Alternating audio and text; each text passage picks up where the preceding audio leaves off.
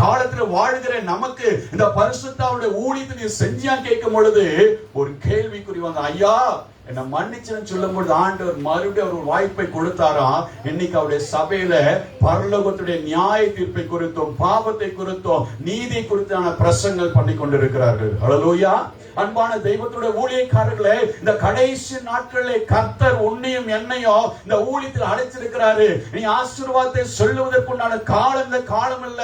மனம் திரும்புங்கள், பரலோக ராஜ்யம் சமீபமா இருக்கின்ற வார்த்தையை இன்னைக்கு பிரசங்கம் பண்ணும்படியே கர்த்தர் நம்மை அழைத்திருக்கிறார். பிரியமானவர்களே, இந்த ஒரு வாழ்க்கை எப்ப முடியும் நமக்கு தெரியாது.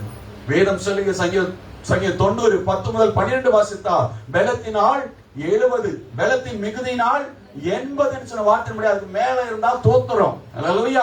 ஆனா அதுக்கு முன்னாடியே நிறைய வால்போசன் நம்ம பார்த்துட்டே இருக்கிறோம். அல்லேலூயா.